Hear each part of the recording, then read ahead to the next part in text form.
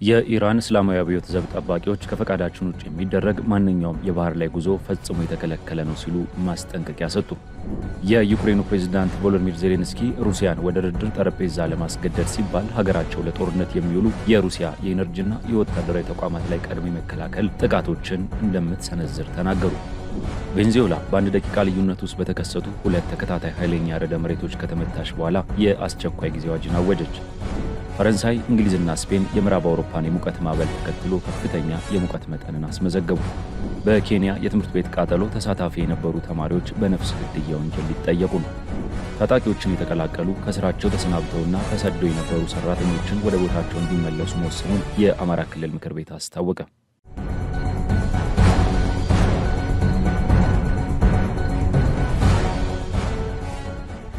ሰላም ጤና ይስጥልን የቻናላችን ተከታታዮች፣ ይህ ቮይስ ኦፍ ኢትዮጵያ ነው። የሰዓቱን የውጭ አጫጭር ዜናዎች ከዚህ ሰዓት ጀምሮ ወደ እናንተ የምናደርስ ይሆናል። ለቻናላችን አዲስ የሆናችሁ ሰብስክራይብ በማድረግ ቤተሰብ እንድትሆኑ እንጋብዛለን።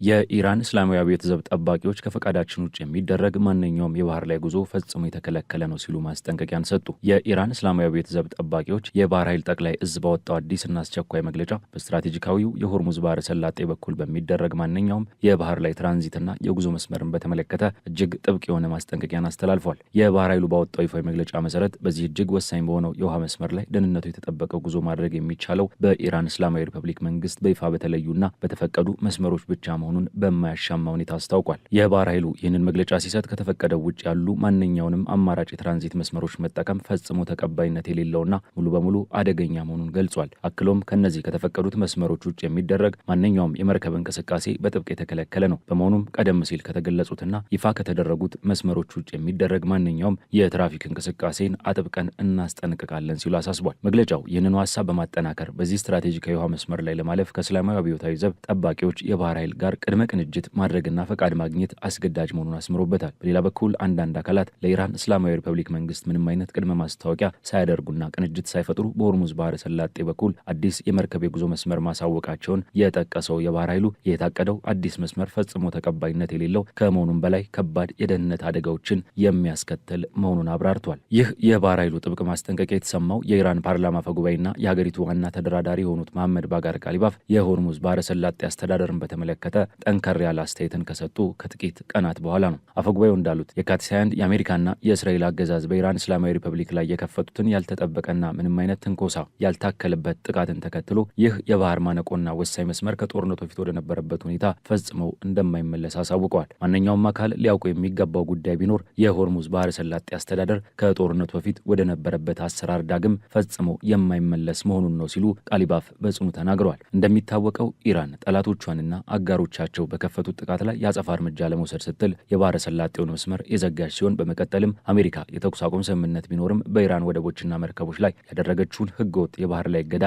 በማስቀጠሏ ምክንያት የባህረ ሰላጤውን ቁጥጥር የበለጠ በማጠናከር ህጋዊ በቀል እርምጃ መውሰድ መጀመሯ ይታወሳል። ከዚህ ሁሉ ወታደራዊና የፖለቲካ ውጥረት በኋላ ግን ሁለቱ ወገኖች ከጥቃቱ የተነሳውንና እየተባባሰ የመጣውን የግጭት አዙሪት ለማስቆም ያለመ የመግባቢያ ስምምነት ሰነድን ተፈራርመዋል። የታሪካዊ መግባቢያ ስምምነት በኢራኑ ፕሬዚዳንት ማሱድ ፔዜሽኪያንና በአሜሪካ አቻቸው ዶናልድ ትራምፕ በይፋ የተፈረመ ነው። ባለፈው ሰኔ 18 በፓኪስታን አደራዳሪነትና በሌሎች የቀጠናው ሀገራት ድጋፍ ለወራት የተካሄደውን የተጠናከረ የድርድር ሂደት ተከትሎ ፕሬዚዳንት መሱድ ፔዜሽኪያንና ፕሬዚዳንት ዶናልድ ትራምፕ 14 ነጥቦችን ያካተተውን የኢስላማባድ የመግባቢያ ስምምነት በይፋ ተፈራርመዋል። የስምምነቱ ጽሑፍ የመጨረሻ እልባት አግኝቶ ስምምነቱን በይፋ ስራ ላይ መዋሉም ተገልጿል። በዚህ የመግባቢያ ስምምነት መሰረት ሁለቱ ወገኖች አጠቃላይና የመጨረሻ ስምምነት ላይ ለመድረስ በማሰብ የ60 ቀናት የድርድር ጊዜ ውስጥ ገብተዋል። የስምምነቱ አንቀጽ 5 ላይ በግልጽ እንደተቀመጠው ኢራን ስምምነቱ በተፈረመበት ወቅት የንግድ መርከቦች ከፋርስ ባህረ ሰላጤ ወደ ኦማን ባህር እንዲሁም ከኦማን ባህር ወደ ፋርስ ባህረ ሰላጤ ለ60 ቀናት ያህል ብቻ ምንም አይነት ክፍያ ሳይጠየቅባቸው በሰላም እንዲያልፉ የተቻላትን ሁሉ በማድረግ አስፈላጊውን ዝግጅት እንደምታደርግ ተገልጿል። ይሁን እንጂ የኢራን እስላማዊ ሪፐብሊክ በዚህ የትራንዚት ኮሪደር ላይ የሚደረግ ማለፍ በኢራን ባለስልጣናት ዘንድ ከሚደረግ ተገቢና አስፈላጊ የቅንጅት ስራዎች አፈጻጸም ጋር በጥብቅ የተገደበ መሆኑን አስታውቃለች። ከዚህ ክስተት ጋር በተያያዘ የኦማን የውጭ ጉዳይ ሚኒስቴር ባወጣው መረጃ መሰረት ኢራንና ኦማን የሁለትዮሽ ግንኙነታቸውንና እነርሱን ማጠናከር በሚቻልባቸው መንገዶች መንገዶች ዙሪያ እንዲሁም በቅርብ ጊዜ በቀጠናው በተከሰቱት እድገቶች ላይ ሰፊ ውይይት ማድረጋቸውን ተነግሯል። የኢራን የድርድር ቡድን መሪና የፓርላማ አፈ ጉባኤ የሆኑት መሐመድ ባጋር ቃሊባፍ በስዊዘርላንድ ተካሂዶ ከነበረው የአራትዮሽ ውይይት ሲመለሱ ለኢራን ብዙሃን መገናኛዎች በሰጡት ሰፊ ማብራሪያ በኢራንና በአሜሪካ መካከል በቅርቡ የተደረሰው ስምምነት በዚህ ስትራቴጂካዊ የውሃ መስመር ውስጥ ያለውን ሁኔታ መሰረታዊ በሆነ መንገድ እንደቀየረው ተናግረዋል። በእርግጥ ዓለም አቀፍ ሕጎችና ደንቦች ይከበራሉ፣ ነገር ግን የሆርሙዝ ባህረ ሰላጤን በበላይነት የምታስተዳድረው ኢራን ብቻ ትሆናለች በማለት ቃሊባፍ አቋማቸውን አንጸባርቀዋል። አክለውም የሀገሪቱን ውስጣዊ አንድነት በማስመልከት ሲናገሩ ሁላችንም በአያቶላ ሰይድ ሙጅተባ ካሚኒ አመራር ስር አንድነታችንን ልንጠብቅና የእርሳቸውን ቃልና መመሪያ የመጨረሻ መሆኑን ልንገነዘብ ይገባል ብለዋል። ቃሊባፍ በንግግራቸው ወቅት ዲፕሎማሲን እንደ የጦር ሜዳው ቀጣይ አካል አድርገው በማቅረብ የኢራንን ወታደራዊ ድሎችና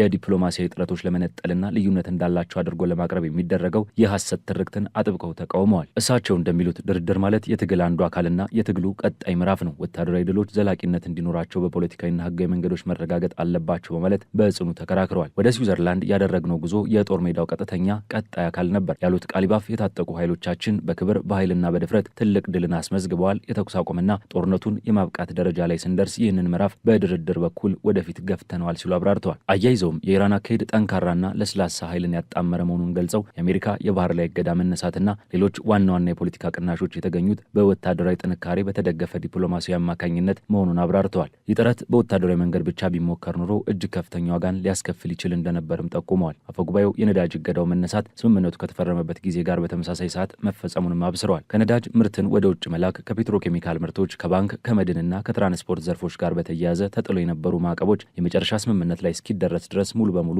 መነሳታቸውን ገልጸዋል። በተጨማሪም $2 ቢሊዮን ክፍያዎችን ጨምሮ ታግደው የነበሩ የኢራን ገንዘቦችን መለቀቅ በስዊዘርላንድ በተደረገው ውይይት ወቅት የመጨረሻ ውሳኔ ላይ መደረሱን አረጋግጠዋል። ጦርነቱን ማቆምና ከበባውን ማንሳት የተቻለው ውይይትን እንደ አንድ የትግል ስልት በመጠቀምና በሜዳ ላይ ባለው የኃይል ሚዛን በመተማመን ያሉት ቃሊባፍ በአፈጻጸም ሂደት ላይ ችግሮች ከተፈጠሩ በሚሳይሎችም ሆነ በድርድር ምላሽ መስጠት እንችላለን በማለት የማስጠንቀቂያ መልእክታቸውን አስተላልፈዋል። አፈጉባኤው ለዋሽንግተን ጠንካራ መልእክትን በማስተላለፍ ሂደት ላይ ኢራን በአሜሪካ መንግስት ላይ ምንም አይነት እምነት እንደሌላትና የኢራንን ብሔራዊ ጥቅም ከማንኛውም አደጋ ለመጠበቅ በስምምነት ውስጥ እጅግ ጠንካራ የጥንቃቄ እርምጃዎችንና ዋስትናዎች መካተታቸውን በግልጽ አስቀምጠዋል። በዚህ ጥልቅ የሆነ አለመተማመን ምክንያት አሜሪካ ስምምነቱን ከፈረመች በኋላ ወዲያውኑ ተጨባጭ እርምጃዎችን እንድትወስድ የሚያስገድዱ ልዩ ልዩ አንቀጾች በስምምነት ውስጥ መካተታቸውን ገልጸዋል። የኢራን የድርድር የበላይነትና ተጽዕኖ ፈጣሪነትን በማጉላት የአሜሪካው ፕሬዚዳንት ዶናልድ ትራምፕ ስምምነቱ ከተፈረመ በኋላ ያወጡትን የራሳቸውን የማህበራዊ ሚዲያ መግለጫ መልእክት እንዲያስተካክሉ መገደዳቸውን ቃሊባፍ እንደ ትልቅ ማሳያ ጠቅሰዋል። ትራምፕ በመጀመሪያ ባወጡት መልእክት የሆርሙዝ ባህረ ሰላጤ ወዲያውኑ ክፍት እንደሚሆን ቢናገሩም ኢራን ግን የውሃ መስመሩ የሚከፈተው በራሷ ቅድመ ሁኔታዎችና የጊዜ ሰሌዳ መሰረት መሆኑን አረጋግጣ አሜሪካን አሳምናለች። ይህ የእስላማዊ ሪፐብሊክ የኃይል አቅም ነው ያሉት ቃሊባፍ ትራምፕ ያሳተሙትን ትዊት እንዲያስተካክሉ አስገድደናቸዋል፣ ይህ ጠንካራና ለስላሳ ኃይላችንን የማጣመር ውጤት ነው በማለት በኩራት ተናግረዋል። የኢራን የድርድር ቡድን መሪ በንግግራቸው ማጠቃለያ ላይ በሊባኖስ ስላለው ወቅታዊ ሁኔታ በስፋት አነስተዋል። በስዊዘርላንድ ድርድር ከተጀመሩበት ጊዜ አንስቶ ጠላት በሊባኖስ ላይ ሲያደርስ የነበረውን ጥቃት መቆሙንና በርካታ ተፈናቃዮችን በሰላም ወደ ቀያቸውና ቤታቸው መመለስ መጀመራቸውን አስታውቋል። ኢራን የሊባኖስን የግዛት አንድነት ሉዓላዊነትና ደህንነት ለማስጠበቅ የምታደርገውን ያልተቋረጠ ጥረት አጠናክራ እንደምትቀጥል ቃል ገብተዋል። ራሳቸውን እንደ ተራ ዲፕሎማት ሳይሆን እንደ ተዋጊ የሚገልጹት ቃሊባፍ የኢራን ወታደራዊና ዲፕሎማሲያዊ ተቋማት በከፍተኛና በጥብቅ ቅንጅት አብረው እየሰሩ መሆኑን በድጋሚ ለዓለም አረጋግጠዋል። ማናቸውም የስምምነቱን አንቀጾች መጣስ ወይንም ተግባራዊ ሳያደርጉ መቅረት በወታደራዊም ሆነ በዲፕሎማሲያዊ ጠንካራ ምላሾች ሊታጀብ እንደሚችል ጥብቅ ማስጠንቀቂያንም ሰጥተዋል። እነዚህ የከፍተኛ ባለስልጣናት አስተያየቶችና መግለጫዎች የሚሰሙት ኢራን ባደረገችው ተጋድሎና ጽናት የተፈጠሩት አዳዲስ ስትራቴጂካዊ ሁኔታዎች በተለይም የሆርሙዝ ባህረ ሰላጤን አስተዳደር በተመለከተ የተደረሰበት ደረጃ ፈጽሞ የማይቀለበስ መሆኑን ሀገሪቱ አበክራ በምትገልጽበት በዚህ ወሳኝ ወቅት ላይ ነው። መላው ዓለም ይህንን የጂኦፖለቲካ ለውጥ በከፍተኛ ትኩረትም እየተከታተለው ይገኛል። የዩክሬኑ ፕሬዝዳንት ቮሎዲሚር ዜሌንስኪ ሩሲያን ወደ ድርድር ጠረጴዛ ለማስገደድ ሲባል ሀገራቸው ለጦርነት የሚውሉ የሩሲያ የኢነርጂና የወታደራዊ ተቋማት ላይ ቀድሞ የመከላከል ጥቃቶችን እንደምትሰነዝር ተናገሩ። የዩክሬኑ ፕሬዝዳንት ቮሎዲሚር ዜሌንስኪ ባደረጉት ንግግር ሀገራቸው ሩሲያ ለጦርነት የምትጠቀምባቸውን ተቋማት ኢላማ ያደረገ ቀድሞ የመከላከል ጥቃቶችን እንደምትሰነዝር በይፋ አስታውቀዋል። የአዲስ የዩክሬን ወታደራዊ ስትራቴጂ በተለይም የሩሲያን የኢነርጂ መሰረተ ልማቶች ላይ ያተኮረ ሲሆን ዋና ዓላማው ሞስኮን ወደ ድርድር ጠረጴዛ እንድትመጣ ለማስገደድ የታለ ያለመ እንደሆነ ተነግሯል። ፕሬዝዳንቱ በንግግራቸው ወቅት የደህንነት ተቋሞቻችንና ወታደራዊ ኃይላችን ሩሲያ የጦርነት አቅሟን ለማስፋፋት የምትጠቀምባቸውን ተቋማት አስቀድመው እንዲመቱ መመሪያ ሰጥቻለሁ በማለት የጥቃቱን አስፈላጊነት አስምረውበታል። ይህንን ተከትሎ የዩክሬን ሰው አልባ አውሮፕላኖች በሩሲያ ቁጥጥር ስር በምትገኘው ክሬሚያ ትልቁ ከተማ ላይ የኃይል መቆራረጥ ያስከተሉ ሲሆን በሩሲያ ማዕከላዊና ደቡባዊ ክፍሎች የሚገኙ የነዳጅ ማጣሪያዎችንና የኤነርጂ ተቋማትንም ኢላማ አድርገዋል። እነዚህ ተከታታይ ጥቃቶች በዓለማችን ግዙፍ በሆነችው ሩሲያ ውስጥ የነዳጅ እጥረት ቀውስ እያባባሱ ይገኛሉ። በተለይም በዋና ከተማ ሞስኮ የሚገኘው ግዙፍ የነዳጅ ማጣሪያ ፋብሪካ በድሮን ጥቃት በደረሰበት ከፍተኛ ጉዳት ቢያንስ ለ6 ወራት ከስራ ውጭ እንደሚሆን የኢንዱስትሪ ምንጮች ጠቁመዋል። ይህ ክስተት ሩሲያ በመላ ሀገሪቱ የተከሰተውን የነዳጅ እጥረት ለመቅረፍ የምታደርገውን ጥረት በእጅጉ የሚያወሳስበው ሆኗል። ይፋ የሆነውና ብዙም ያልተለመደው ይፋዊ መረጃ እንደሚያሳየው የሩሲያ የፔትሮሊየም ውጤቶችና የኮክ ምርት በግንቦት ወር ላይ ካለፈው ዓመት ተመሳሳይ ወቅት ጋር ሲነጻጸር የ13.5 በመቶ ቅናሽን አሳይቷል።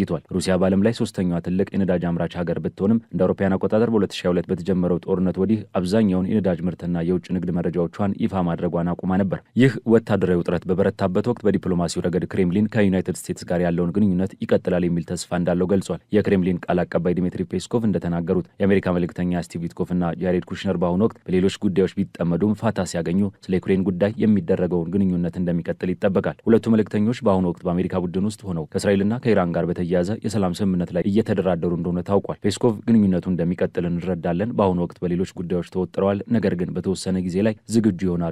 እኛም ቀጣይ ስራዎችን ለመስራት እየተጠባበቅን ነው ብለዋል። ቃል አቀባዩ አክለውም ሩሲያ መልእክተኞቹ ስለ ዩክሬን ጉዳይ ላሳዩት በጣም ገንቢ ጥረት ምስጋና እንደምታቀርብና ሁሉም ወገኖች ለማዳመጥ ያላቸውን ፈቃደኝነት በአሁኑ ወቅት ትልቅ ዋጋ ያለው መሆኑንም ገልጸዋል። ይሁን እንጂ ይህ አዎንታዊ አስተያየት የመጣው ከቀናት በፊት ከፍተኛ የሩሲያ ባለስልጣናት አሜሪካን ያልተጠበቀ ታማኝነት አሳይታለች በማለት ከወቀሱ በኋላ ነው። በአውሮፓ በኩል ደግሞ የአህጉሪቱ መሪዎች በሚቀጥለው ወር በአንካራ ከሚካሄደው የኔቶ ጉባኤ ቀደም ብሎ አንድነታቸውን ለማጠናከር ቃል ገብተዋል። ረቡዕ ዕለት በበርሊን የተገናኙት የአውሮፓ መሪዎች ከአሜሪካው ፕሬዚዳንት ዶናልድ ትራምፕ ጋር ካለባቸው አለመግባባትና በዋና ዋና የአውሮፓ አባል ሀገራት መካከል ከነበረው ውጥረት በኋላ ጠንካራ የመከላከያ አጋርነት ለመፍጠር ያላቸውን ቁርጠኝነት በድጋሚ አረጋግጠዋል። በዚሁ ስብሰባ ላይ መሪዎቹ በፓርቲያቸው ውስጥ በደረሰባቸው ተቃውሞ ከስልጣን እንደሚለቁ ላስታወቁት የእንግሊዙ ጠቅላይ ሚኒስትር ኬር ስታርመር ሞቅ ያለ የስንብት አቀባበል አድርገውላቸዋል። የጀርመኑ ቻንስለር ፍሬድሪክ መርዝ የብሪታንያ፣ የፈረንሳይ፣ የጣሊያንና የፖላንድ መሪዎች ወደ በርሊን በመጋበዝ በሐምሌ 7ና 8 የሚካሄደው የኔቶ ጉባኤ አውሮፓ በመከላከያ ረገድ ጠንካራ የአመራር ሚና ለመጫወት ያላትን ቁርጠኝነት የምታሳይበት ወቅት እንደሚሆን ተናግረዋል።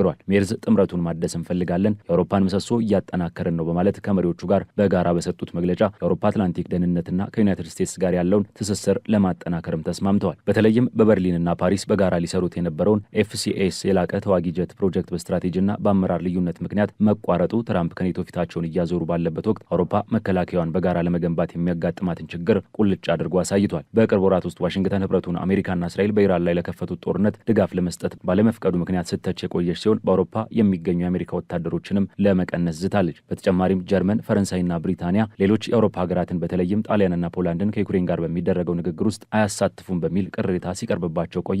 ቻንስለሩ እነዚህ ልዩነቶች በቀጥታ ባይጠቅሱም አውሮፓ ፈጣን እርምጃ እንድትወስድ የጋራ አካሄድ መከተል አስፈላጊ መሆኑንና ከአሜሪካ ጋር ጠንካራ አጋርነት እንደሚቀጥልም አጽንኦት ሰጥተዋል። ይህንን መንገድ በጋራ እየተጓዝን ነው፣ በመከላከያ ፖሊሲያችን ላይ ነጠላ ሀገራዊ እርምጃዎችን መውሰድ ስህተት ነውም ብለዋል። ሜርዝ አክለውም በበርሊን የተደረጉትን ውይይቶች በሚመለከት ከዶናልድ ትራምፕና ከቱርኩ ፕሬዚዳንት ረሲፕ ጣይብ ኤርዶዋን ጋር እንደሚነጋገሩም ገልጸዋል። መሪዎቹ ብሪታንያ ከአውሮፓ ህብረት ከወጣች ከ10 ዓመታት በኋላ ከቀሪው አውሮፓ ጋር ያለውን ግንኙነት ለማጠናከር ጥረት ላደረጉት ለኬር ስታርመርም ምስጋናቸውን አቅርበዋል። በአጠቃላይ የዩክሬን ወታደራዊ እርምጃዎች መጠናከር በሩሲያና በአሜሪካ መካከል ያለውን የዲፕሎማሲያዊ መፋጠጥና የአውሮፓ ሀገራት ራሳቸውን ለመከላከል የሚያደርጉት አዲስ ዳግም መደራጀት ዓለም አቀፋዊውን ፖለቲካዊ ምህዳር እጅግ ውስብስብ አድርጎታል። የዜሌንስኪ ቀድሞ የመከላከል ጥቃት ሩሲያን በኢኮኖሚና በኃይል አቅርቦት ረገድ ክፉኛ እየጎዳት ቢሆንም ሞስኮ አሁንም በአሜሪካ በኩል በሚመጡ መልእክተኞች አማካኝነት የራሷን ፍላጎት ለማስከበር እየጣረች ትገኛለች። በአንጻሩ አውሮፓ በአሜሪካ ላይ ያላትን ጥገኝነት ለመቀነስና የራሷን የጦር ኃይል ለማጠናከር የምታደርገው ጥረት በአህጉሪቱ መሪዎች መካከል ያለውን ውስጣዊ ልዩነትና የውጭ ጫናዎችን የመቋቋም አቅም የሚፈትን ሆኗል። የኔቶ የአንካራ ጉባኤ ለእነዚህ ሁሉ ጥያቄዎችና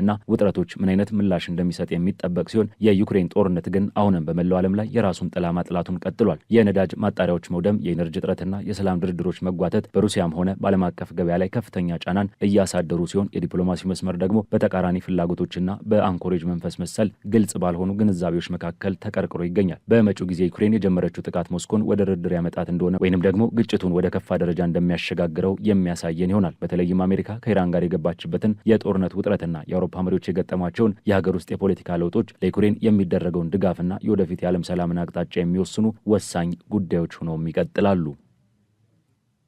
ቬንዙዌላ በአንድ ደቂቃ ልዩነት ውስጥ በተከሰቱ ሁለት ተከታታይ ኃይለኛ ርዕደ መሬቶች ከተመታች በኋላ የአስቸኳይ ጊዜ አዋጅን አወጀች። በከፍተኛ የዋጋ ግሽበት እንዲሁም የዩናይትድ ስቴትስ ኃይሎች ባለፈው ጥር ወር በመዲናዋ ካራካስ ባካሄዱት ወረራ የቀድሞው ፕሬዚዳንት ኒኮላስ ማዱሮን በቁጥጥር ስር መዋላቸውን ተከትሎ በተፈጠረ የፖለቲካና የፋይናንስ ቀውስ ውስጥ በምትገኘው ቬንዙዌላ የአገሪቱ ሰሜናዊ ባህር ዳርቻ ረቡዕ ከሰዓት በኋላ መነሻቸውን ከዋና ከተማ ካራካስ በስተምዕራብ ባደረጉና በአንድ ደቂቃ ልዩነት ውስጥ በተከሰቱ ሁለት ተከታታይ ኃይለኛ ርዕደ መሬቶችና ወደ 2 ደርዘን በሚጠጉ ርዕደ መሬት ክፉኛ ተመቷል። እንደ አሜሪካው የጂኦሎጂካል ጥናት መረጃ አደጋው የተጀመረው በምስራቃዊ ሰዓት አቆጣጠር ከምሽቱ 12 ሰዓት ከ04 ላይ በያራኩይ ግዛት ዋና ከተማ ሳን ፊሊፔ አቅራቢያ 7.2 ማግኒቲዩድ በተመዘገበ የመነሻ ርዕደ መሬት ሲሆን ከ40 ሰከንዶች በኋላ ከዚሁ ግዛትና የአገሪቱ ታላላቅ የነዳጅ ማጣሪያዎች መገኛ ከሆነችው ዩማሬ ከተማ በስተደቡብ ምስራቅ 23 ኪሎ ሜትር ርቀት ላይ 7.5 ማግኒቲዩድ የተመዘገበ ይበልጥ ኃይለኛ የሆነ ርዕደ መሬት ተከስቷል። አደጋው የተከሰተበት ዕለት ሀገሪቱ ከስፔን ነጻ የወጣችበትን የህዝብ በዓል በመሆኑ በርካታ ሰዎች በቤታቸው ወይንም በህዝባዊ ዝግጅቶች ላይ የነበሩ ሲሆን የርዕደ መሬቱ ንዝረት በመላው ሀገሪቱ እንዲሁም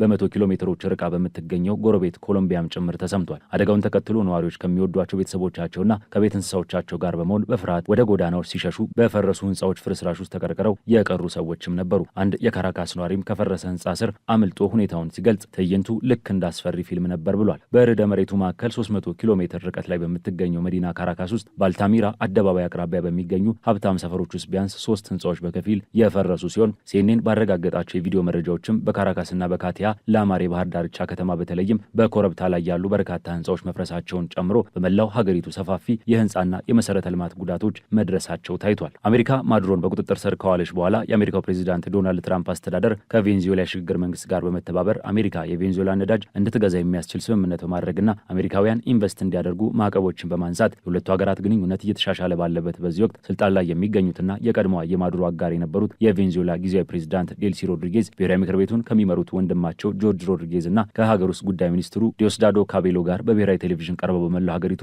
የአስቸኳይ ጊዜ አዋጅ ማወጃቸውን ተናግረዋል። ፕሬዝዳንቷ በንግግራቸው የሰዎች ህይወት ማለፉን አረጋግጠው ለሟች ቤተሰቦች መጽናናትን ቢመኙም የሟቾችንና የቆሰሉ ሰዎች ትክክለኛ ቁጥር ግን ከመግለጽ ተቆጥበዋል። በተጨማሪም አደጋውን ተከትሎ የፍለጋና የነፍስ አድን ስራዎች የሚቆጣጠር ከፍተኛ ግብረ ኃይል መቋቋሙን በካራካስ አቅራቢያ የሚገኘው የሲሞን ቦሊቫር አውሮፕላን ማረፊያ በደረሰበት ጉዳት ምክንያት መዘጋቱን፣ ትምህርት ቤቶች በመላው ሀገሪቱ ለአንድ ሳምንት መዘጋታቸውን እንዲሁም የባቡር ትራንስፖርትና ሌሎች መሰረታዊ ያልሆኑ እንቅስቃሴዎች ለጊዜው መቋረጣቸውን አስታውቀዋል። የኮሚኒኬሽንና ኢንፎርሜሽን ሚኒስቴር እንዳስታወቀው በርካታ መዋቅሮች ሊፈርሱ ይችላሉ በሚል ስጋት የደህንነት ኃይሎች በመላው ሀገሪቱ የተሰማሩ ሲሆን ባለስልጣናት የተጎዱ የህንፃዎች ደህንነት እስኪረጋገጡ ድረስ እንደ ቅድመ ጥንቃቄ የተወሰኑ ህንፃዎች የቀጥታ ጋዝ አቅርቦት እንዲቋረጥ መንግስት ፈቅዷል። ሮድሪጌዝ አክለውም በርካታ ግዛቶች መጎዳታቸውንና በአንዳንዶች ኤሌክትሪክ ኃይል መቋረጡን የገለጹ ሲሆን ኔትብሎክስ በተባለው ተቋም መረጃ መሰረት ርዕደ መሬቱ የኃይልና የቴሌኮም መሰረተ ልማቶችን በማውደም የኢንተርኔት ግንኙነትን በከፍተኛ ደረጃ አቋርጧል። የአሜሪካ የጂኦሎጂካል ጥናት በበኩሉ በአብዛኛው የክልሉ ህዝብ ለርዕደ መሬት ንዝረት ተጋላጭ በሆኑ መዋቅሮች ውስጥ እንደሚኖር ጠቁሞ የሳይንስ ሊቃውንት በአደጋው በሺዎች የሚቆጠሩ ሰዎች ሊሞቱና ሰፊ ውድመት ሊደርስ እንደሚችል ከሰጡት ማስጠንቀቂያ ጋር በማያያዝ በታሪክ በዓመት 1 ወይም 2 ጊዜ ብቻ በፔጀር ስርዓቱ በኩል የሚያወጣውና ከፍተኛ የሰው ህይወት መጥፋት፣ የኢኮኖሚ ኪሳራ እንዲሁም ብሔራዊና ዓለም አቀፋዊ ምላሽ የሚጠይቅ ሰፊ ጥናት መኖሩን የሚያመላክተውን 2 የቀይ ደወል ማስጠንቀቂያዎችን በተከታታይ አውጥቷል። ይሁን እንጂ የአሜሪካ የሱናሚ ማስጠንቀቂያ ማዕከላት ምንም አይነት የሱናሚ ስጋት እንደሌለ በማሳወቅ ከዚህ ቀደም ለፖርቶሪኮ ቨርጂን ደሴቶችና ከማዕከሉ 300 ኪሎ ሜትር ርቀት ላይ ለሚገኙ የባህር ዳርቻዎች ተሰጥቶ የነበረውን የሱናሚ ማስጠንቀቂያ ሰርዘዋል። ይህ በእንዲህ እንዳለ የአሜሪካ መንግስት አደጋው እጅግ አውዳሚ መሆኑን በመግለጽና ከቬንዙዌላ ባለስልጣናት ጋር ግንኙነት መፍጠሩን በማሳወቅ ለደቡብ አሜሪካዊቱ ሀገር እርዳታ ማሰባሰብ መጀመሩን ያስታወቀ ሲሆን የምክትል የውጭ ጉዳይ ሚኒስትሩ ክሪስቶፈር ላንዳውና የውጭ ጉዳይ መስሪያ ቤት ኃላፊው ጀርሚ ሌዊ በኤክስ ማህበራዊ ትስስር ገጻቸው ላይ እንደገለጹት አሜሪካ ከጊዜያዊ ቬንዙዌላ መንግስት ጋር በመተባበር በአደጋው የመጀመሪያ ወሳኝ ቀናት ውስጥ ወሳኝ የሆኑ የፍለጋና የነፍስ አድን ቡድኖችን የሕክምናና የሰብአዊ እርዳታ አቅርቦቶችንና ሌሎች ግብዓቶችን ለማድረስና ለማስተባበር የሚያስችል የአደጋ ጊዜ እርዳታ ቡድንና ግብረ ኃይል አቋቁማለች። በካራካስ የሚገኘው የአሜሪካ ኤምባሲ በበኩሉ ሁሉም አሜሪካውያን ሰራተኞቹ ደህንነታቸው የተረጋገጠ መሆኑን የዘገበ ሲሆን ረቡዕ ምሽት ከሜክሲኮ፣ ኤልሳልቫዶር፣ ብራዚልና ቦሊቪያን ጨምሮ ከተለያዩ የላቲን አሜሪካ መንግስታት የአጋርነትና የመጽናናት መልእክቶች በብዛት ለቬንዙዌላ ተላልፈዋል። ፈረንሳይ፣ እንግሊዝና ስፔን የምዕራብ አውሮፓን የሙቀት ማዕበል ተከትሎ ከፍተኛ የሙቀት መጠንን አስመዘገቡ። በምዕራብ አውሮፓ የተከሰተው የሙቀት ማዕበል ከዚህ በፊት ታይቶ የማይታወቅ ከፍተኛ የሙቀት መጠን እንዲመዘገብ አድርጓል። ፈረንሳይ የምንጊዜም ከፍተኛ የሙቀት መጠን ስታስመዘግብ፣ እንግሊዝ ለሰኔ ወር ከፍተኛውን ሙቀት አይታለች። ስፔን ደግሞ ከ1950 ወዲህ ከፍተኛ ዕለታዊ አማካኝ ሙቀትን አስመዝግባለች። በ10 ሚሊዮን የሚቆጠሩ ሰዎች እጅግ ከባድ በሆነ የሙቀት መጠን እየተሰቃዩ ነው። በፓሪስ ሙቀት ወደ 41 ዲግሪ ሴልሺየስ የተጠጋ ሲሆን በመላው ሀገሪቱ የቀይ ሙቀት ማስጠንቀቂያ እንዲወጣም አድርጓል። የፈረንሳይ ብሔራዊ ሙቀት አመላካች በቀንና በሌሊት በደርዘን የሚቆጠሩ ቦታዎች ላይ የሚለካ አማካይ ሙቀት ረቡዕ ዕለት 30 ዲግሪ ሴልሺየስ ደርሷል። ይህም እንደ አውሮፓውያን አቆጣጠር በ1947 መዝገብ መያዝ ከተጀመረ ወዲህ ከፍተኛው ሆኖም ተመዝግቧል። ከግማሽ በላይ የሚሆነው የሀገሪቱ ክፍል በቀይ የሙቀት ማስጠንቀቂያ ስር የሚገኝ ሲሆን በምዕራብ በኩል በ10 ሺዎች የሚቆጠሩ ቤቶች የኤሌክትሪክ አገልግሎት ተቋርጦባቸዋል። የአየር ንብረት ለውጥ በመላው ዓለም በተለይም በአውሮፓ የሙቀት መጠንን እየጨመረ ነው። እንደ ኮፐርኒከስ የአየር ንብረት አገልግሎት መረጃ ከሆነ አውሮፓ ከዓለም አማካኝ በ2 እጥፍ በበለጠ ፍጥነት የምትሞቅ አህጉር ሆናለች። ይህ የበጋ ሙቀት ማዕበል እንዲጨምር በአውሮፓ የውሃ አቅርቦት ላይ ከፍተኛ ጫና እንዲፈጠርና መጠነ ሰፊ የሰደድ እሳቶች እንዲከሰቱ እያደረገ ነው። በአብዛኛው ምዕራባዊ ፈረንሳይ ከፍተኛ ሙቀት መጠኑ ከ39 እስከ 43 ዲግሪ ሴልሺየስ የደረሰ ሲሆን ከፍተኛው ሙቀት የፓሪስ 2 ታዋቂ ምልክቶች ሉቨር እና አይፍል ታወር ከተለመደው ሰዓት ቀድመው እንዲዘጉ አድርጓል። የሉቨር ቤተ መዘክር ቃል አቀባይ እንደተናገሩት ህንፃው ከአየር ንብረት ለውጥ ጋር ለመላመድ በቂ ዝግጅት የለውም። ከሐሙስ ጀምሮ በፈረንሳይ ከሙቀት ማዕበል ጋር በተያያዙ አደጋዎች ቢያንስ 40 ሰዎች ህይወታቸው ማለፉ ተነግሯል። ባለስልጣናት በከፍተኛ ሙቀት ወቅት የጫካ እሳት አደጋ የመከሰት እድል ከፍተኛ መሆኑንም አስጠንቅቋል። በማይን ኤትሎዌር ክልል ከ150 በላይ የእሳት አደጋ ተከላካዮች በሴንት ማይክሬ ዱ ቦይስ ጫካ ውስጥ የተነሳውን ትልቅ እሳት ለመከላከል ማክሰኞ ተሰማርተው ነበር። እሳቱ በሌሊት መቆጣጠር እንደተቻለ ባለስልጣናት ገልጸዋል። የስራ ሚኒስቴሩ ዣን ፒየር እንደተናገሩት ፈረንሳይ ሞቃታማ ሀገር እየሆንን መሆናችንን እያወቅን ነው በማለት ማህበረሰቡ ራሱን ማላመድ እንደሚያስፈልገው አስጠንቅቀዋል። ከአርብ ጀምሮ ሙቀቱ ቀስ በቀስ ይቀንሳል ተብሎ ስለሚጠበቅ መጠነኛ እፎይታ ይገኛል ተብሎም ይታሰባል። የሙቀት ማዕበሉ ረቡዕ ዕለት ወደ ሌሎች የምዕራብ አውሮፓ ክፍሎች የተዛመተ ሲሆን በእንግሊዝ አንዳንድ ክፍሎች ብርቅዬ የሆነውን የቀይ ሙቀት ማስጠንቀቂያ ተራዝሟል። እንግሊዝ ረቡዕ ከሰዓት በኋላ በጎስፖርት ሃምፕሻየር የሙቀት መጠኑ 36.1 ዲግሪ ሴልሺየስ በመድረሱ የምንጊዜውም ከፍተኛው የሰኔ ወር የሙቀት መጠን መዝግባለች። ሙቀቱ በቀጣዩ ዕለት ከዚህ በላይ ከፍ ሊል እንደሚችልም ተተንብዮአል። ስፔንም ባለፉት ጥቂት ቀናት ከፍተኛ ሙቀትን ያሳለፈች ሲሆን የሀገሪቱ የአየር ሁኔታ ኤጀንሲ እንደገለጸው ሰኞ ዕለት አማካኝ የሙቀት መጠኑ 28.8 ዲግሪ ሴልሺየስ እና ማክሰኞ 28.17 ዲግሪ ሴልሺየስ ነበር። ይህም ለሰኔ ወር ከተመዘገቡት ሁሉ ከፍተኛው ሆኗል። በሰሜናዊ ስፔን ክፍሎች የቀይ ሙቀት ማስጠንቀቂያዎች እንደቀጠሉ ሲሆን በባስክ ክልል አንዳንድ ክፍሎች ከፍተኛው ሙቀት 42 ዲግሪ ሴልሺየስ ሊደርስ እንደሚችል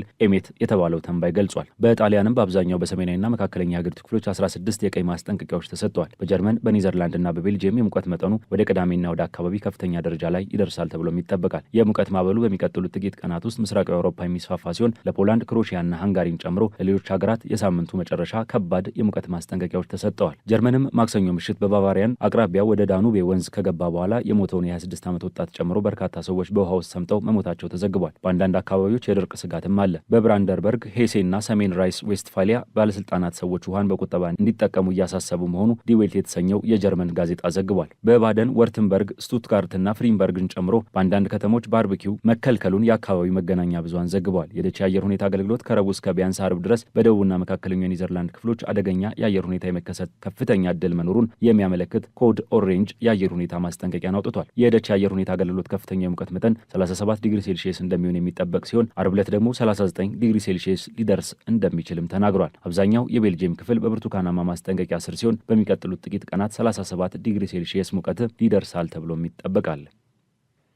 በኬንያ የትምህርት ቤት ቃጠሎ ተሳታፊ የነበሩ ተማሪዎች በነፍስ ግድያ ወንጀል ሊጠየቁ ነው። የኬንያ አቃቢ ሕግ ማክሰኞ ዕለት እንደገለጹት በግንቦት ወር መገባደጃ ላይ የምስራቅ አፍሪካዊቷ ሀገር ባስደነገጠው የመኝታ ክፍል ቃጠሎ የ16 የትምህርት ቤት ጓደኞቻቸውን ሕይወት በማጥፋት በርካታ ተማሪዎችን በነፍስ ግድያ ወንጀል እንደሚከሱ አስታውቋል። ከናይሮቢ በስተሰሜን 100 ኪሎ ሜትር ገደማ ርቃ በምትገኘው ጊልጊል በሚገኘው የኡቱሚሽ የሴቶች ትምህርት ቤት ግንቦት 20 ቀን ከሌሊቱ 6 ሰዓት አካባቢ በተነሳው ቃጠሎ ዕድሜያቸው ከ15 እስከ 18 የሆኑ 16 ተማሪዎች ሲሞቱ 132 ደግሞ ጉዳት ደርሶባቸዋል። በአብዛኛው የፖሊስ መኮንን ልጆች በሚማሩበት በዚህ ትምህርት ቤት ውስጥ 9 ተማሪዎች አሁንም በፖሊስ ቁጥጥር ስር ይገኛሉ። አብዛኞቹ በቃጠሎ ማድረስ ወንጀል ተጠርጥረው የታሰሩ አደጋው በደረሰ ማግስት ነበር። መግለጫው ማስረጃዎችን በጥንቃቄ ከመረመረን በኋላ የህዝብ አቃቢ ሕግ ዳይሬክተር በተሳታፊ ተማሪዎች ላይ ክስ እንዲመሰረት አጽድቀዋል ተብሏል። የአቃቢ ሕግ ቃል አቀባይ እንደገለጹት ተጠርጣሪዎቹ ረቡዕ ዕለት ፍርድ ቤት ሊቀርቡ ቢችሉም ተማሪዎቹ ለአካለ መጠን ያልደረሱ በመሆናቸው ስንት ተማሪዎች እንደሚከሰሱ ወይንም ሌላ ዝርዝር መረጃ ከመስጠት ተቆጥበዋል። የተከሰሱት ተጠርጣሪዎች እያንዳንዳቸው 16 የነፍስ ግድያ ክሶች እንደሚቀርቡባቸው መግለጫውም አመላክቷል። ኬንያ ከዚህ ቀደም ስፍር ቁጥር የሌላቸው ገዳይ የመኝታ ክፍል ቃጠሎች አጋጥመዋታል። በፈረንጆች 2026 ብቻ በኬንያ ቀይ መስቀል ቢያንስ 47 ተመሳሳይ ቃጠሎች ተመዝግበዋል። በኡቱሚሺ ከተከሰተው ቃጠሎ በኋላ ሌሎች በርካታ ቃጠሎች የተከሰቱ ሲሆን በደርዘን የሚቆጠሩ አዳሪ ትምህርት ቤቶች መሰል አደጋዎችን ለመከላከል ተማሪዎቻቸውን ወደ ቤታቸው አሰናብተዋል። ባለሙያዎች ለቃጠሎቹ እንደ ምክንያት የሚጠቅሱት አንዱ አይቶ ሌላው የሚፈጽመውን ጥቃት ቢሆንም በሌላ በኩል ደግሞ በቂ ግብዓት በሌለውና በጣም አድካሚ በሆነ የትምህርት ስርዓት ላይ ለዓመታት የተጠራቀመ ቅሬታን እንደ ምክንያትነት ያነሳሉ። ታጣቂዎችን የተቀላቀሉ ከስራቸው ተሰናብተውና ተሰደው የነበሩ ሰራተኞችን ወደ ቦታቸው እንዲመለሱ መወሰኑን የአማራ ክልል ምክር ቤት አስታወቀ። በአማራ ክልል ምክር ቤት በመንግስት ስራ ላይ የነበሩ ሰራተኞች በጸጥታ ምክንያት ታጣቂዎች የተቀላቀሉና ከስራ ቦታቸው ተሰናብተው እንዲሁም ለስደት ተዳርገው የነበሩ ሰራተኞችን ወደ ቦታቸው እንዲመለሱ መወሰኑ ተገልጿል። የክልሉ ምክር ቤት በክልሉ በቆየ የጸጥታ ችግርና ለመረጋጋት ምክንያት ከስራ ገበታቸው ተፈናቅለው የነበሩ ከ2000 በላይ የመንግስት ሰራተኞች ወደ ስራቸው እንዲመለሱ ወስኛለሁ ሲልም አስታውቋል። ውሳኔ የተላለፈው ምክር ቤቱ ባካሄደው ስብሰባ ላይ ሲሆን ይህም የሰላም መሻሻልና በርካታ ታጣቂዎች እጃቸውን ሰጡ በሚሉበት ወቅት ቢሆንም ክልሉ አሁንም በተለያዩ አካባቢዎች ግጭት እየተካሄደበት መሆኑን ከስፍራ የሚወጡ መረጃዎች ያመላክታሉ። ክልሉ አክሎም ባለፉት ጥቂት ዓመታት በክልሉ የተከሰተው የጸጥታ መናጋት በሰው ሕይወትና በንብረት ላይ ከፍተኛ ጉዳትን አድርሷል ብሏል። ክልሉ ከዚህም ባሻገር የመንግስትን የአስተዳደር መዋቅርን በማስተጓጎል ህዝባዊ አገልግሎቶች ያሰናከለ እንደነበርም ጠቁሟል። በመግለጫው የአማራ ህዝብ ጥያቄ መልሳለሁ በሚል በተሳሳተ ሀሳቤ ጽንፈኛ ቡድኖች በቀሰቀሱት ግጭት በስትራቴጂካዊ ሀገር ጠላቶች እየታገዙ ከፍተኛ ጥፋት ፈጽመዋልም ብሏል። በዚህም ሳቢያ በርካታ የመንግስት ሰራተኞች የስራ ቦታቸውን ጥለው መሰደዳቸውንና ታጣቂ ኃይሎችን እንደተቀላቀሉም ጠቅሷል። ምክር ቤቱ ባሳለፈው ውሳኔ መሰረት በድምሩ 2167 ሰራተኞች ወደ መደበኛ ስራ መደባቸው እንዲመለሱ የተወሰነ ሲሆን ተመላሾቹ ደግሞ በመንግስት የተባረሩና ታጣቂ ኃይሎችን የተቀላቀሉ ናቸው። ከነዚህ የሲቪል ሰርቪስ ሰራተኞች መካከል 115 ያሉ ከ4 እና 5 ዓመታት በፊት በጭልጋ አካባቢ በማንነት ምክንያት በተፈጠረ ግጭት ከስራ ገበታቸው የተባረሩ መሆናቸውም ተጠቅሷል። መንግስት ግጭቱንና የጸጥታ ችግሩን በሰላማዊ መንገድ ለመፍታት ያላለሰለሰ ጥረት እያደረገ መሆኑን ክልሉም ገልጿል። ምክር ቤቱ ተመላሽ ሰራተኞቹ ወደ ስራ ከሚመደቡበት ቀን ጀምሮ መደበኛ ደሞዛቸውን ማግኘት እንደሚጀምሩ በግልጽ ቢያመለክትም አሁንም ሙሉ በሙሉ ሰላም ባልሰፈነባቸው የክልሉ አካባቢዎች እነዚህ ሰራተኞች ተመልሰው ሲሰማሩ ስለሚኖራቸው የህይወት ዋስትናና አስተማማኝ የጸጥታ አካባቢዎች ግን ያለው ነገር የለም። የዛሬው ዓለም አቀፍ አጫጭር ዘገባዎቻችን በዚሁ ተቋጩ። ስለተከታተላችሁን እያመሰገንን ለቻናላችን አዲስ የሆናችሁ ሰብስክራይብ በማድረግ ቤተሰብ እንድትሆኑ እንጋብዛለን። ከሰዓታት በኋላ በሌሎች ዓለም አቀፍ ጉዳዮች እስከምንገናኝ ሰናይ ጊዜ